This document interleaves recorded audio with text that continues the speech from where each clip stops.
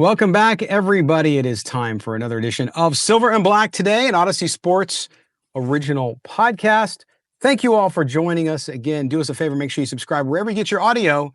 Don't forget to rate and review. Also, if you're watching us on YouTube or wherever you're watching us, make sure you subscribe, hit that notifications bell, and give us that thumbs up. We always appreciate your positive comments and your constructive feedback. Always.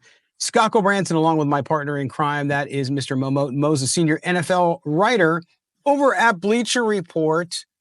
You can catch him up on X.com if you want to have some conversations. Mo Moton, Moemoton. I am at LV Gully. We also both write and contribute over at Sportsdot.com, where you can catch his Raiders content and more. We are back. Again, we were off last week. Thank you for your patience on that. It is, of course, June. Not exactly a heavy month of NFL news, as you can tell by all these speculative pieces out there in the ethos that is sports media. But we're here to talk about what we know, and that is Raiders OTAs. Mo, first of all, is it okay to call you Mr. Knickerbocker during this segment? Just asking for a friend. I am putting my name in the ring for head coaching position with the Knicks since Tom Thibodeau has been dismissed of his duties. Tough to see Tom go, but the Knicks still owe him $30 million. He'd be fine. But obviously, the Knicks felt like they're a championship team, and Tom Telesco wasn't going to take them all the way there, and that's why I am volunteering myself, putting my name. The Knicks don't even have to pay me $30 million. You think you're gonna beat out Ron Artest? I mean, I feel like Ron Artest has a shot. Ben Stiller, I heard, is trying to put his name in. Or there. Spike Lee. How come he hasn't thrown his hat in the ring? I haven't heard about Spike Lee yet, but Spike Lee could be my assistant. But we'll get it going. We'll get the Knicks to a title ring finally. Well, I'm sorry about that, brother. I mean, I think that the Knicks, I don't understand the firing, and I think Raider fans can relate because the Knicks, and I saw somebody, I forgot, it was one of the national writers say, he said it's the Knicks really believe they're the Yankees, but without all the Yankees championships. Like they fire Thibodeau, and I don't know, you as a fan might have a different view on it. Yes, I get what happened in the playoffs, disappointing, but all this you built, you owe the guy $30 million. Boy, that's just tough. I just think, I still think they're a couple chips away from getting the team they need to really make that serious drive to win an NBA championship. But it's just a tough world, man. They need a bench. But when I started my Bleacher Report live on Tuesday, because there are surprisingly, a lot of Knicks fans in those Bleacher Report lives too. And I say, I only play sports up to the high school level, but I still understand how hard it is to win a championship and how hard it is. Only one team wins the title. Yeah. So unless you're that one team, if you have a Super Bowl window or a title window, you look at the season as a failure, and that's what the Knicks did, right? So and just to compare it to the Raiders, it's hard to. I know there's expanded playoff now. There's 14 teams in the playoff, 7 teams each conference, but when you have an off season like the Raiders had, and I know a lot of fans are expecting a playoff run, right? And I said 7 wins. It is still hard considering every other team has improved in the offseason as well. The Raiders aren't the only team that's made some upgrades and changes and additions.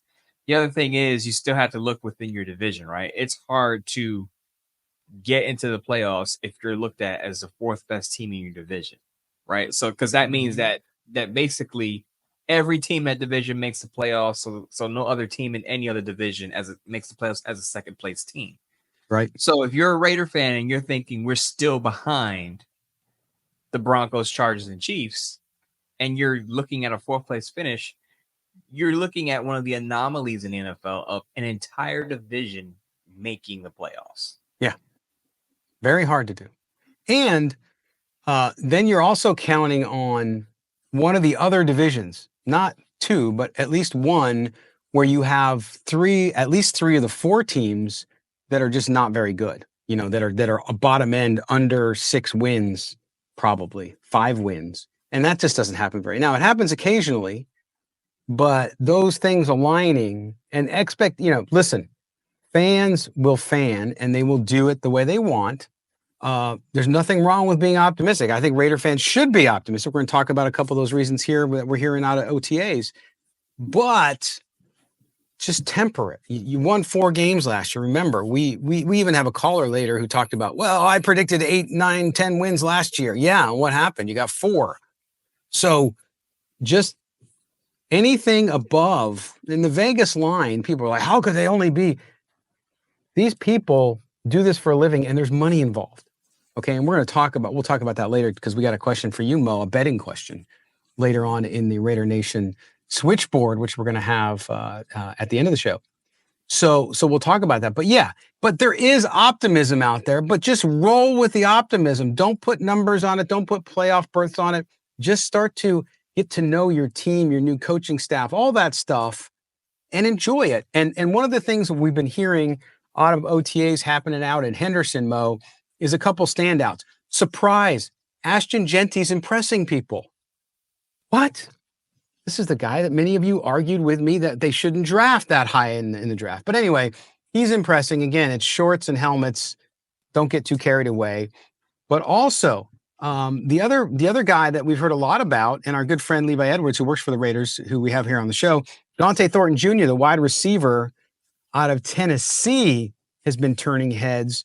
And, when you see a young guy come in who does a 4.3 40, who's 6'5", 214, who's got that physical profile, who can be a vertical threat, of course it turns heads. But Mo, are you surprised that I'm not surprised that these 2 guys pop out? Now there's others that will, and again, it's OTAs, but it's good news to number one hear that your top 10 pick is impressing people and looks like a beast.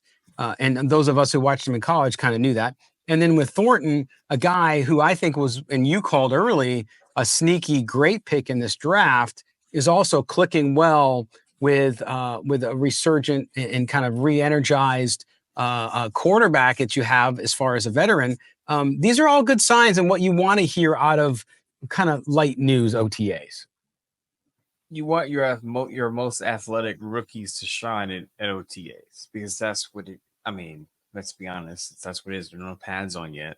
There's no live pass rush yet. It's guys running around showing off their speed and athleticism.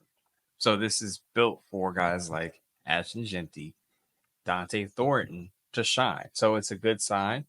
I'm not getting overly excited over OTAs yet. I never do.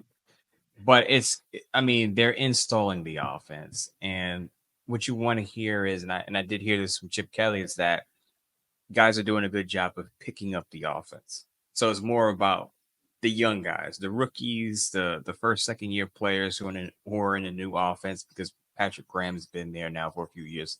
He can make some tweaks, but systematically it's the same scheme. I'm looking at the offense. How are the young guys coming along? How is the offensive line panning out? And that's one thing that I've been really paying attention to is the rotation at guard. Thus far, it seems like it's Jordan Meredith and Dylan Parham battling for left guard. Alex Kappa and Caleb Rogers battling for right guard. That's coming from Deshaun Reed, the athletic, who's at the practices. So while, yes, I'm excited about Dante Thornton and Ashton Jeanty, I expected those guys to shine. I'm looking at the offensive line. Yeah, there's no question about that. I think that's when we get to camp next month, that's going to be huge, right? That offensive line, I think, is one of the stories. While a lot of people will be focused on not only the draft picks and new acquisitions, and certainly there's some questions on defense that we need to know about, but that rotation in camp and who wins out on that offensive line with Geno Smith back there, I expect him to be the veteran that he is, right? And I think that one of the other stories that we've been hearing out of OTAs, surprise, is how calming and steady he is for the locker room. And that's exactly why the trade for Geno Smith and why the Raiders, while they still need to at some point develop a young quarterback, no question, the trade for him, where this team and the desire for this team to push to win in the next year or two to really say it's about now, which Pete Carroll didn't come in to build a team over 5 or 6 years. He came in to hopefully turn things around quickly.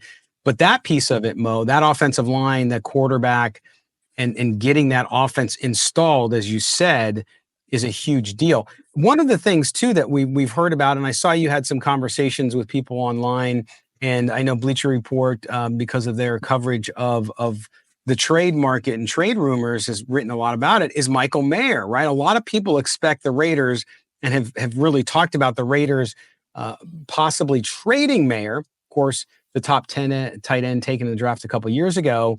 And then last year he had some personal issues, was away from the team for a while. So it was sort of a lost year for him. And you had Brock Bowers, of course, exert the kind of control that he has as a great player. But this idea that they're going, or they will for certain trade him, maybe there's some truth to it if they get the right price, Mo. But you talked about the value of keeping Michael Mayer and also that offense using two tight end. Talk to people about that, because I see a lot of people who have given up on Michael Mayer and they just feel like, well, they have Brock Bowers now. We don't need a second tight end. Yeah, I initially thought that Michael Mayer would be out of the door. And the more I did some digging on Chip Kelly, the more I feel like it could work. Chip Kelly, when he was the Philadelphia Eagles, he had Zach Ertz and Brent Selleck. Now, we all know who Zach Ertz is. He's with the Commanders now, a lot older player, 34, 35 years old. But Zach Ertz was known as, at that time, as an up-and-coming tight end and became one of the premier pass-catching tight ends in the league. Brent Selleck, a lot of people don't remember Brent Selleck, but Brent Selleck had 2 seasons of 800 receiving yards before Chip Kelly got there. Mm-hmm. So he was an established tight end before the Eagles drafted Zach Ertz. And when Chip Kelly got there, he had both of them all 3 years when he was in Philly and made it work. They were both productive. They weren't Brock Bowers productive, but he ran 2 tight end sets effectively with those 2 guys, Brent Selleck and Zach Ertz. So I say, if he could do it back then, a decade ago, why can't he do it now with whom I believe are 2 better tight ends than he had then? Brock Bowers is already an all-pro player. And let's remember that Michael Mayer was talked about as a potential first-round pick. Now, he fell to the second round, but he was a top talent at his position. And with these 2 guys playing at their highest potential, Brock Bowers and Michael Mayer could be way more productive than Brent Selleck and Zach Ertz were in Chip Kelly's offense. Yeah, and that's why I could understand them moving him, because there's not a pressing need. It's not like you have a black hole at tight end and he's your only guy, and so you got to keep him. But there is a lot to be said as long as the player is happy. And, we don't know, and it's really none of our business what happened last year with his personal issues. But if he's over those and he's happy to be in Las Vegas, meaning he doesn't want out of the Raider organization, because when you have a player who's not happy, it's going to be difficult for them to reach their full potential and contribution to the team goal. I'd like to see him stay, not just because I'm a Notre Dame guy, but I think you're right about all of that. All right, we're going to take our first break. When we come back, we're going to come back to a quick segment, talk about Chip Kelly. There's people out there who think Chip Kelly doesn't bring anything to the table for this Raiders organization. This is from people outside of Raider Nation and also people inside. I'm going to get Mo's idea around that, because I've seen some conversations he's had online about it, and I just don't get it. So I want to hear Mo's perspective on that. I want to hear your perspective. By the way, we're going to have our calls later on in the Raider Nation switchboard. If you want to be a part of the conversation, 702-900-7869, and you can get on the next show. Next week, got a couple special guests, including Josh Camite from RaiderDad. Yes, they get kids out to Raider games, and it's going to be Father's Day soon. What better week than to have Josh on? So that's just a preview of next week's show. Right now, a break. We're coming back right after this. Don't go anywhere. In 3, 2, 1. Welcome back. Segment number 2 here on Silver and Black today, a Odyssey Sports original podcast covering the Las Vegas Raiders. Scott Branson, Mo Moten, along with you, having conversations about the Raiders. Yes, we're getting into those doldrum periods. OTAs are going to finish up this week, and then we'll wait for camp and maybe some moves. We'll see. But one of the things, by the way, subscribe to the show wherever you get your audio. If you're watching us on video, subscribe, hit that notifications bell. We always appreciate that. Thank you, thank you, thank you. Don't forget to rate and review the podcast online as well. Certainly appreciate your feedback.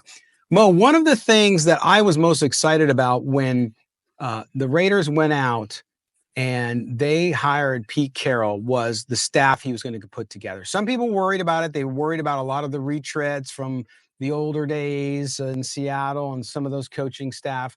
But in reality, when the Raiders announced that they were going to lure Chip Kelly away from the Ohio State Buckeyes after just winning a national championship, and of course, a guy in Kelly who had run very successful, and you talked about it in the first segment, very successful offenses in the NFL.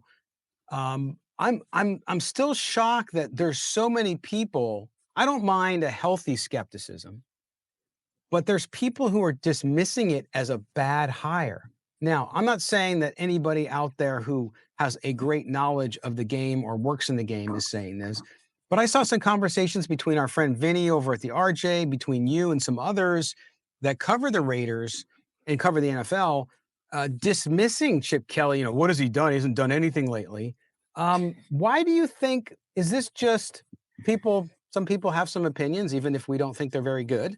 And that's just what it is. But why is there some skepticism around Chip Kelly and his role with the Raiders? One, I think there are some Raider fans who have some failure fatigue. I call it failure fatigue because I did a Bleacher Report Live Tuesday and I ran down some of the offensive coordinators the Raiders have had over the past decade. It's not pretty, Scott. I'll tell you that. I Yeah. mean, outside of John Gruden, and I said Bill Musgrave is an underrated offensive play caller for the Raiders because by Bill Musgrave's second year, the Raiders were the seventh scoring offense in the league. Bill Musgrave only had 2 years because they didn't renew his contract and they didn't want to lose Todd Downing. That was one of the offensive coordinators the Raiders had that didn't pan out. Todd Downing, Bo Hardigree, Scott Turner had a mediocre resume. But you compare Chip Kelly to what the Raiders have had outside of Gruden, and the resumes don't even compare. I don't understand. I understand the skepticism. A lot of Raider fans, some of them are, I want to see it to believe it types. But Right. there are some people out there that say, Chip Kelly, what has he done lately? And like his offense has only helped Ohio State just win a championship, a natty. Like how long ago? What was this? He is coming Months. off of a team that just won a national championship with the 12th scoring offense across the nation. Out of 130 programs, the 12th scoring offense, Scott. And I went back during my Bleacher Report Live to his time all the way at Oregon. All the way at Oregon. All 4 years as a head coach at Oregon, the offense ranked 8th or better in scoring. And now people say, oh, Marcus Mariota. He only had Mariota in one of those seasons. His first 3 years, he had Jeremiah Masoli and Darren Thomas, 2 guys who didn't become NFL top talents. So if you want to talk Mariota, that was only 1 year. And by the way, when Oregon led the nation in scoring, Mariota wasn't starting. Right. So let's get that out of the way. Then he goes to the NFL. People say, well, he failed in the NFL. Teams caught on to him. In all 3 of his years in Philly, 13th or better in scoring, 12th or better in total yards.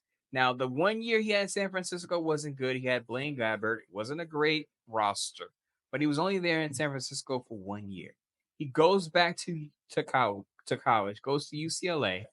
By his 3rd year at UCLA, the UCLA Bruins, who are not known as a college football powerhouse at the time, was 20th in scoring by his 3rd year, and that was the COVID year in 2020. Right. And it continued to get better. Now, it dropped down to 70th in his last year.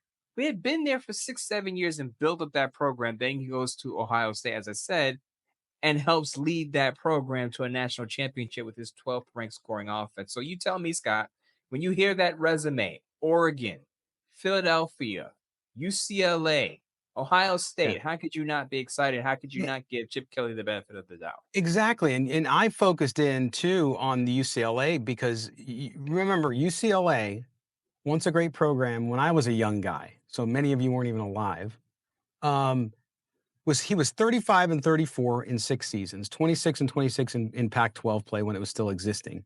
Okay, he took the Bruins to a bowl game in each of his last 3 seasons. Okay. And in 2022, they set a UCLA record. Now, remember, I know times have changed, offensive have changed, but he set a program record with an average of 503.6 yards of total offense per game in 2022. So, do guys fail? Sure, lots of coaches fail, including ones that go on to win championships, and that's what he did as an offensive coordinator at Ohio State this past year. So, yeah, I don't get it. I just. Again, it goes back to what we always talk about. And I don't blame people. People, you have finite time. So if you're into the Raiders and you're a Raider fan and you don't watch much else except for just games on TV occasionally, that's okay. Nothing wrong with that. But when you start commenting and getting into a discussion about a coach and say he hasn't done anything lately, that tells me you don't watch a lot of it. And that's okay, again, but it's okay to know that to say you don't know, or, hey, I have some skepticism about it, not sure why. So hopefully he does well, but not sure he will. Okay, great, fine. But I'm with you and with so many others out there who think that this is one of the most exciting and dynamic storylines of this upcoming Raiders season is Chip Kelly as offensive coordinator. What can he do with a veteran, steady quarterback? We'll see with the offensive line, with these new tools with Jeanty, with Bowers, with Mayer, with Thornton, with these other guys, with Jacoby Myers. He has a multitude of things that he can use. So I'm excited to see. And to your point, it's been a long, long time since the Raiders have had what I would consider a really high class oriented offense with a coach who really is dynamic. So we're going to see how that all rolls down. Anything else before we move on, Mo? The Chip Kelly, skepticism. In one scope, I understand it because the Raiders' offense hasn't been good in how long, right? Right. But on the other hand, all you have to do is look at the resume. I mean, he compare Chip Kelly to what the Raiders have had. As I said, Scott Turner, Luke Getsy, Bo Hardegree, Todd Downing.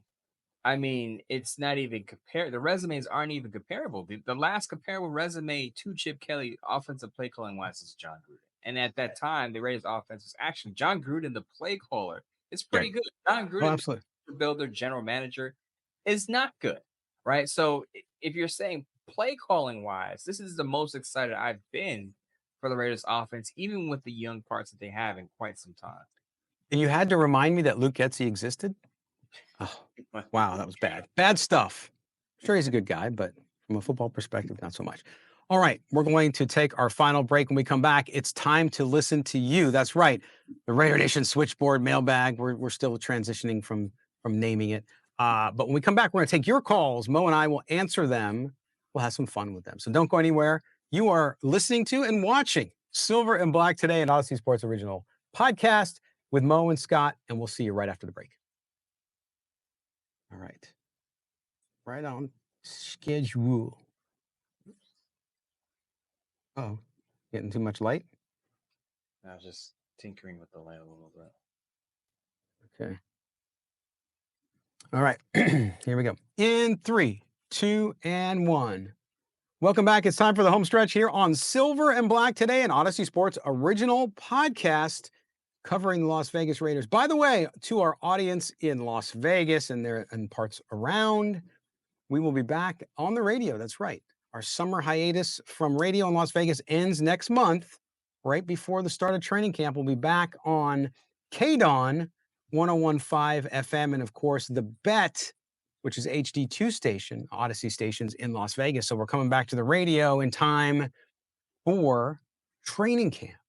So know that. I will get you the times, I believe, Saturday evening and then, of course, early Sunday morning, too. So I'll be on the night before, so get you ready for Sundays moving forward. And then, of course, on early Sunday morning, if you're up and Adam that early, you can also listen to us. Woo, nice stuff. Anyway, we're back. We're going to take your calls now. And I'm hoping nobody ribs you over the Knicks. I don't think they will. And again, I was rooting for the Knicks because of the connection to Cincinnati here. And so we'll see. We'll see what happens. But I'm hopeful nobody's going to give you crap because I don't like that. My Golden Knights got bounced early and people were nice about that. So hopefully they'll be nice to you. All right, here we go. Going out for our first call. Let's do it now. Hey guys, this is Ellie Crash Talk at Strong Beach. I got a question for Mo. He's the guy that crunches the numbers and bets against the house. And I'm curious. The house at 6.5 last year, and I would have bet everything that we would have beat that. Of course, we know how that went. This year they had 6.5 again, and then just recently I think increased it to 7.5. So my question, Mo, is what did they know that we don't know? And are we really going to get to 8 or 9 wins like most of us are predicting. I'm really curious on your thoughts about that. I appreciate you guys. Semper Fi and just win, baby. Semper Fi, so I'll give you a hoorah. All right. LA Crash Dog, thanks for that. Mo, 6.5 wins for a team that won 4. Basically, Vegas is saying that they're going to improve by 3, maybe, right? That's pretty impressive. Not many NFL teams improve by 4, 5, 6 wins every year. Give LA Crash Dog your point of view on the over-under and his point of view on 8, 9 wins. So I know a lot of Raider fans are hopeful that they get to 8, 9 wins because that means you're competing for a playoff spot down the stretch. But as you know, if you're in the betting world, you don't go on hope. You go on data, numbers, trends. So that's what I'm going to give you, right? I have the Raiders at 7 and 10. If you look at the Raiders division, right? Chiefs, Chargers, Broncos, you would say those teams still ahead of the Raiders. I don't think the Raiders go 0-6 in the division like they did last year. And I think that's where the improvement comes in, a slight improvement. But they still have to play a tough division in the NFC East, right? AFC South, not so tough. But the NFC East is a pretty good division. I know people are thinking, oh, the Cowboys weren't good last year. Dak Prescott missed half the season. As I've said, I'm worried about the Raiders secondary. The matchup against the Cowboys concerns me simply because now you have CeeDee Lamb and George Pickens at wide receiver. If Dak Prescott is healthy, they'll be able to attack the Raiders secondary, in my opinion.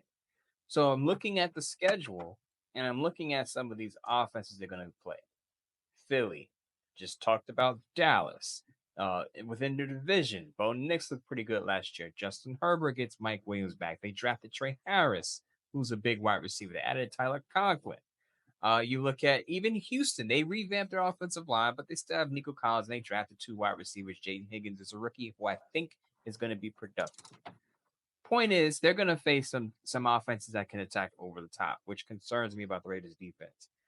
Now, I'm not budging off of 7 wins for the Raiders. And you mentioned that the win total on some books has been bumped up from 6.5 to 7.5. So initially, I was over 6.5 because I think they're going to win 7. If it's 7.5, I am under because I'm not budging off of 7 until I hear some positive news about that defense. Yeah, they're going to say Landon Roberts and Devin White look good at linebacker right now. It's OTAs. It's OTAs. What's going to happen when they have to start defending tight ends? What's going to happen when they have to start defending running backs catching out of the backfield? That's what I want to see. And we're not going to be able to see that until the preseason if they get out there in the preseason. So, long story short, it's good that I see them as an improving team, but it's hard to double your win total, especially in the tough division. I'm saying the Raiders go from 113 to 7 and 10, which is a realistic expectation. If they go above that and double or more their win total, that is an exceptional jump. And I just don't see that's a story of the year type of thing. Those are the type of teams, and that could happen. Chances of it happening very slim. And Mo, the other thing here too is and to your point, you don't bet with your heart. You know, if you're going to bet for the Raiders, know that you're betting based on emotion, not on data, right? And trends. But I look at it too. They have the 16th based on schedule. They're right in the middle, about 16 as far as strength of schedule. How hard is their schedule? And you know, again, division games are tough. I agree with you. I don't think they go 0-6 again. But it to me, that's it. It's like to improve by 3 games in one season is impressive. It's good. It means you've made really good progress. So 7 wins and very few sports books. I haven't seen any in the U.S. based or Vegas based that have them at 7.5. I think they're just going to take your money. But 6.5, yes. 7 wins. I think if the Raiders win less than 7 games, granted, I'm not talking any major injuries or anything like that, then that would be disappointing because I do think they have the talent, they have the coaching staff to do so. So I'm with you on that one, my man. And it's hard. You're going to bet your own team where your heart is. Just understand that's not how professional bettors do it because you don't want to bet with emotion. Just really quick, Scott. The bets that I put out there and talk about, this is real money, by the way. This is Yes. not just me talking on air and this is what I think. I'm actually putting money on these bets. If you follow my timeline, MOEMOTON on Twitter, I post all my bets there. Not all of them, but I post most of my bets there, the public bets. I also have a private community where I post my bets as well, league wide. So I'm looking at this. I'm taking my objective point of view, and I took it to the betting world because that's where it's appreciated, where people don't care about. I'm a fan of this team. I'm a fan of that team. Help me win money. And this, again, that's what it's about, and that's why I have the Raiders at 7 and 10. All right. Thanks for the call, LA Crash Dog. We appreciate it. All right. Now we're going on to our buddy Raider Rube. Here he is. Hey guys, it's Raider Rube from Fargo, North Dakota. So I'll talk about schedule release briefly.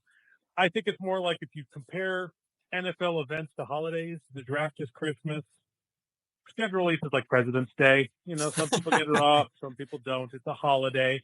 I do like schedule release because in the Raider situation, I think having a favorable sequencing of the schedule makes sense. Getting New England in September in New England, where it's going to be warmer weather, is a good thing.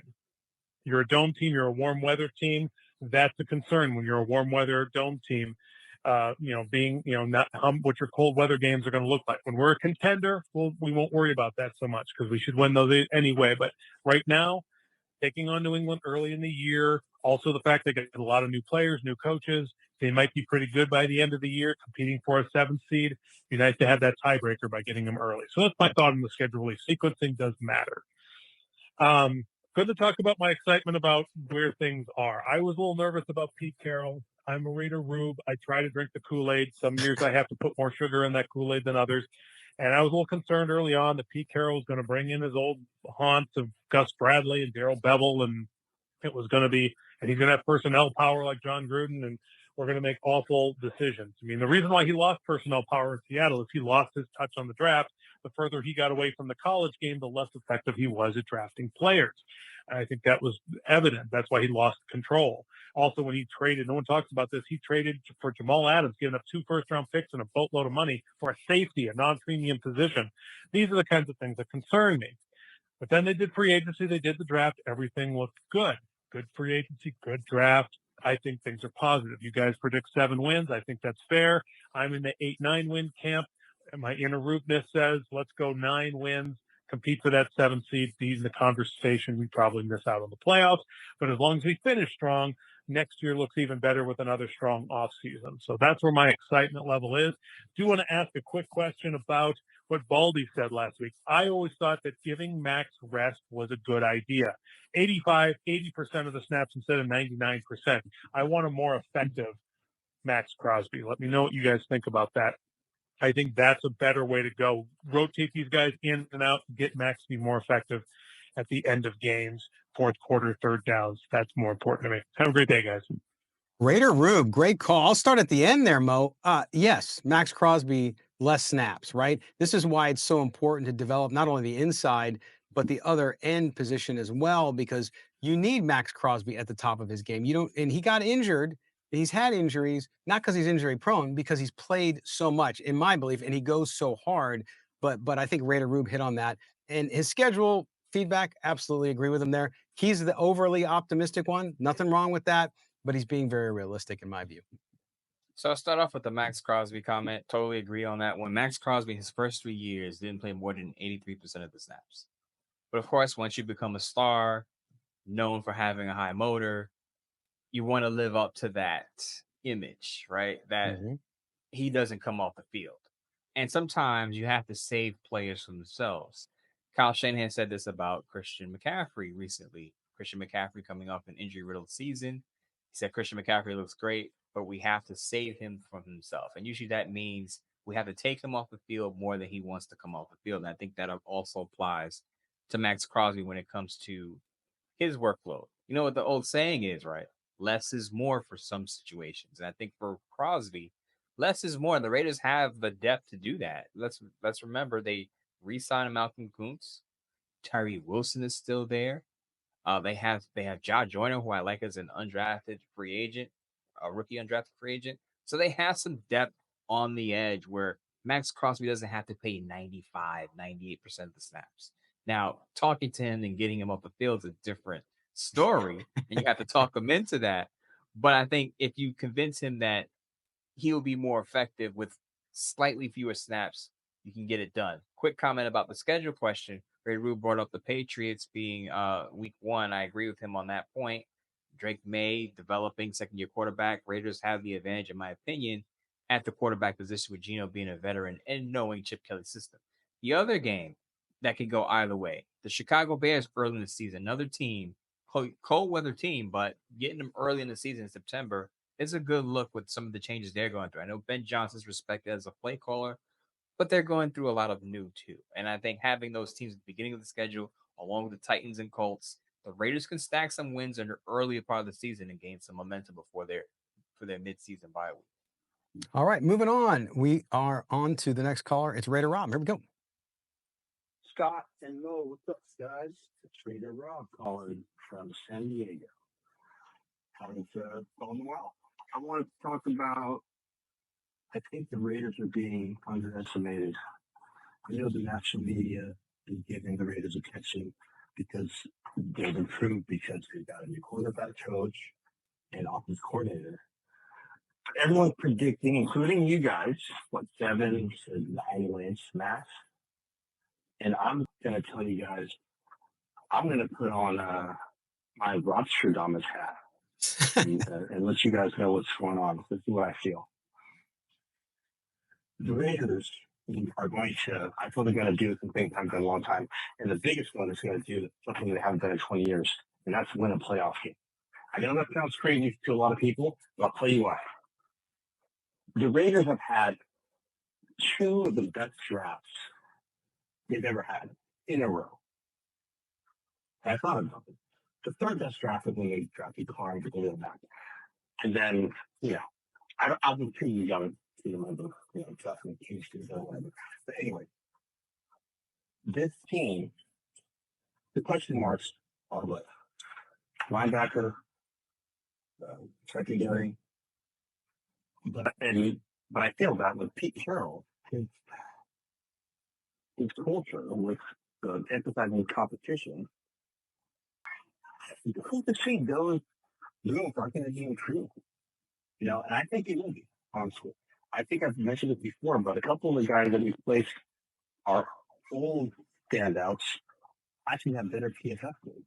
So I also feel our offensive and defensive line are going to be better because of that same reason. The cream of the crop will rise to the top when it comes to the Raiders practice with OTAs. Who's going to win those jobs? I think Pete Carroll, the reason why he's a good coach is because he's able to establish that culture. And we're going to, I think the Raiders are going to do what I said. I'm going to make some other predictions. This whole season, Ashton Jeanty will win Offensive Rookie Player of the Year. Maxx Crosby will win Defensive Player of the Year. And like I said before, baby, the Raiders will win a playoff game. All right, that's it. That's what I have. Wow. Raider Rob, hey, I'm not going to rain on your parade. I'm going to be the wet towel a little bit, Mo, here. But, I mean, to go from 4 wins in one season to then win a playoff game, you're going to tell me that most likely that means you win 11 games with the playoff win, right? So at least you're going to win 10, which most likely gets you in the playoffs. Even 10 games, we don't know for sure, depending on how things good. The last time a team won 4 games and then made the playoffs, not even won a playoff game, but made the playoffs, was 2017. The Colts went 4-12. The Colts then in 2018 went 10-6. Of course, they played 1 less game. And going back before that, it's hard to find 4-win seasons followed by a playoff year. So Scott, what I'll say, first of all, I'll correct myself. I said they got Bears early in the season. That game is at home, by the way. It's at home, yeah. It's a benefit to have that dome game. But to Rob's projection, I'm not going to rain on his parade because we could be wrong, and the Raiders may make the playoffs and win a playoff game, and that'll be great for us, right? But I feel like I feel a little bit of deja vu, Scott, because I think we sat here, not in these same places, but we sat here on the show last year. And we had some pushback about our projections. And we were higher on the Raiders than they actually were. The Raiders won half the amount of games we thought they were going to win. And Scott, I remember, not Rob, but there were people that called in and said, you guys are underestimating AP. You guys are underestimating the culture change that AP brought. Now, you can't compare Pete Carroll to AP. I'm not doing that. Yeah. All I'm saying is that when it comes down to the talent on the field, the Raiders have some young pieces specifically on offense. Now, my concerns, as Rob said, linebacker and cornerback. But you also are going to have a young wide receiver too in Jack Bash. Dante Thornton, we'll see. Ashton Jeanty, I do agree with you, Rob. I do think he wins Offensive Rookie of the Year. But with Chip Kelly coming in, I know Geno's a veteran.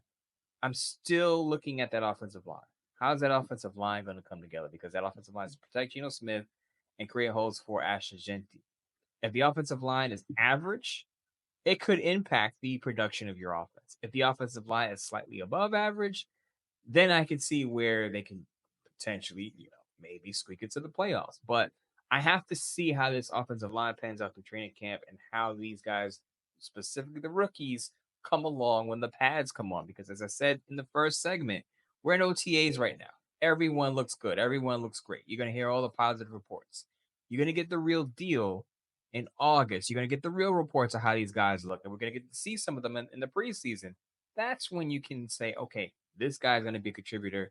I could be optimistic about this offense and these young rookies. Right. But Rob's carrying himself through June. So he wants to be excited. And again, no course. problem with it. And by the way, I have to take back, because as you were answering, I went back and did more research. And the Giants in 2021 were 4-13, and they won a playoff game in 2022, going 9-7-1 and defeating the Vikings in the wild card round. So there you go. So maybe there is more hope than I first let on. So Rob, we appreciate the call. By the way, too, you mentioned Antonio Pierce. Report came out saying that there were discipline problems on the Raiders under Antonio Pierce, which was one of the reasons he was fired. It's amazing because everybody could see that. And now after the fact, it's sort of like we saw with our last president, where people didn't notice anything at the time. And now all of a sudden they're coming back and saying, oh, well, we noticed. Same thing with Antonio Pierce. Mo and I were talking about, I'm talking about discipline. I don't know about personnel discipline off the field stuff, but you could see it on the field. All you do is watch the freaking games. And so it blows my mind that people after the fact want to come back as, well, here's a big scoop. Yeah, right. Yeah, Scott, really quick. Yeah. You have to call out players making business decisions in week 3. Week 3, your home opener. Yeah. The writing is on it was quite obvious. The people that didn't see it didn't want to see it. Correct. Right. and at our own peril, we called it out early here. Did people listen to us less because they were less excited because things went so south so fast? Maybe. But that's what we do. We tell the truth. So anyway. All right. Rob, again, thanks for the call. Now we're going out to Raider Rick. Hey, man. This is Radical Rick. How you guys doing? Oh, man, the Raider fans. Raider fans here. Hey, I'm going to throw something out there, man. If it don't stick, just flip it out the room, okay? Hey, but this deal with Chip Kelly and our running back. Hey, all Chip's doing, man, he's doing the same thing Al Davis did 50 years ago, however long it was, a long time ago. He's taking control. He's taking control of a little deeply stupid thing. He's taking control. He's letting that young man know who is the boss of that team plus. He's showing and bringing unity into that organization, into that defense. This young man should not be separate. He has to be part of the flow, man. So hey, that's my opinion. I'm going back to some stuff with Marcus Allen and even Howie Long had some issues with Al. Same stuff. Control, bring it together. The control falls off, and what you have, man, you got a nice flowing defense, man. Everybody loves each other. Everybody respects each other, and no one is the head, man. We just got a big bowl of Jello, mean Jello, guys. Yeah. So hey, I love you guys. I'll throw something out there that makes more sense to you, but hey, this thing here with Chip is just being very gentle to this man, and he's doing it at the right time. At the very beginning, he's not let this guy be confused about who is running the show. Chip's running it, and you watch what happens. I'll bet you anything. But that little request was going to melt away. And the young man's going to do what's best for the team. All right, guys. Hey, I love you, man. Hey, go Raiders. Yeah. Bye. All right. Great call there. And Mo, isn't that what I said when this all came out? And Chip Kelly talked about it at a press conference at the beginning of OTAs. I said they're just challenging the young guy, see how he reacts. Doesn't necessarily mean they'll follow through on it. They may, and they might change it. But he brought up a good point there about Al Davis and we just talked about discipline or their lack of last year. And those are the kind of things that you do. And now with digital media, with social media, I think things get just blown way out of proportion. This story has got way more legs than it should have. First of all, Chip Kelly denied that he was the one who forced Ashton Jeanty to change his stance. He said the running backs coach, McCullough, actually brought up his alignment and his stance pre-snap. And Chip Kelly said he kind of just agreed with McCullough's advice to Ashton Jeanty that it's a bent knee game. When you look at any sport that has athletes, you bend your knees because you got to get ready to run and move with some of these freak athletes. So I don't think it's a big deal either way.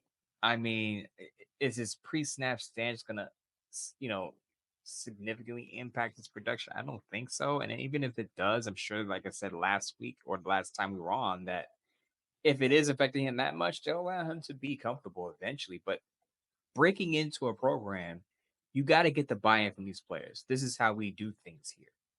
And having all players pulling in one direction, one plan, and one vision for this football team is important. I think that's what Kohler was getting to. And shout out to that reference back to the olden days under Al Davis. Yes. Rick, good call, man. We appreciate you. Have a great week and weekend. All right, here's our last call of the show. Hope it's a good one. Here we go. Hey, Mo. Hey, Scott. This is Joe, Rio Raider from Albuquerque. I just wanted to say hello and ask a question. When is it that we don't have to pay for compensatory picks when we sign somebody, or lose a pick when we sign somebody? I was wondering if it was June 1st. I love you guys' show. Talk to you guys later. Bye. All right, Mo, Rio Raider, thank you, man. We appreciate it down in Albuquerque. Land of enchantment, New Mexico is. Mo, lay it out for him as far as he was talking about when you have to give up compensatory picks when you sign away restricted free agents, correct? But then also there's June 1st versus post-June 1st trades. You just did a story up on Sportsnaut about that, about 3 you'd like to see for the Raiders or possible for the Raiders. Lay it out for him so he understands. So the compensatory picks are connected to the players you lose in free agency, particularly. And the Raiders are already projected to get a 4th round pick. I know this because I did research on it for my Sportsnaut story that's running right now. So the Raiders are projected to get a 4th round pick for the players that they've lost in free agency. Of course, Robert Spillane went elsewhere, Trayvon Merrick went elsewhere, Nate Hobbs went elsewhere. That's for now. It's not in concrete or confirmed yet. But as far as the post-June 1 moves are concerned, post-June 1 moves are more about cap savings. Mm-hmm. So before June 1, if a team releases a certain player, they may only save $5 million in cap space. But if they wait until after June 1, they may be able to save $10 million or $11 million in cap space. It's just the way the contract works out. I don't see the Raiders making any big moves as far as trading players post June 1. I think they should, and I think they are looking at potential post June 1 cuts. Now, we haven't had any yet from other teams, any notable ones, but there are a lot of trade rumors and buzz going around. So I would keep an eye on those post June 1 moves. Again, that doesn't impact the compensatory picks. That's more about losing players in free agency. Right. And you're right about there hasn't been any notable cuts yet. We have OTAs going on, different dates for different teams across the league.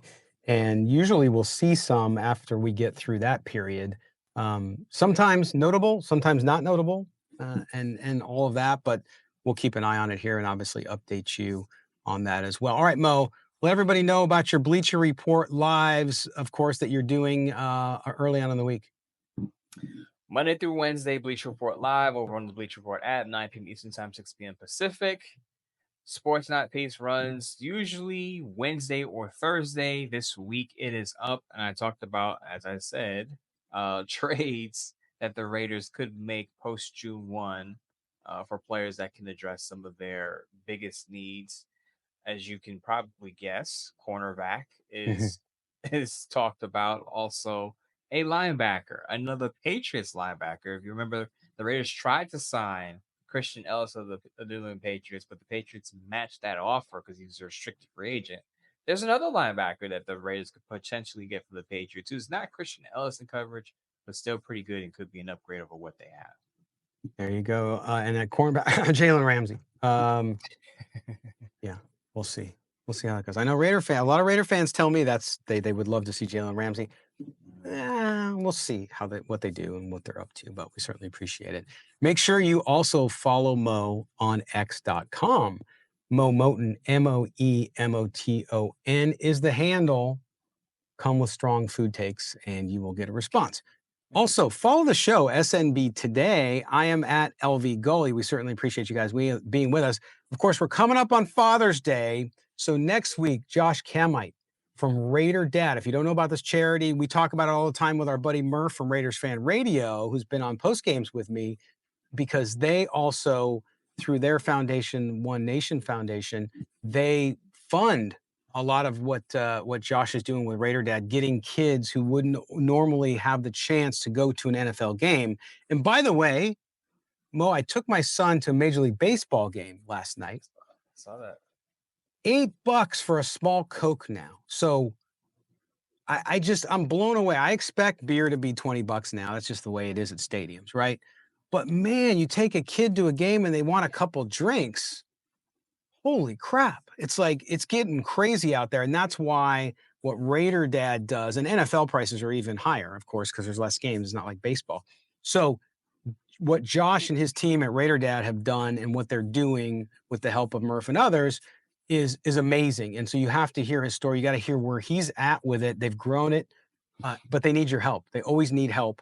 And so we're going to bring him on to talk about that and what they do to get those kids out specifically to Raiders games and others. They've branched out. They're taking them to A's games, doing all sorts of things. So it's pretty cool.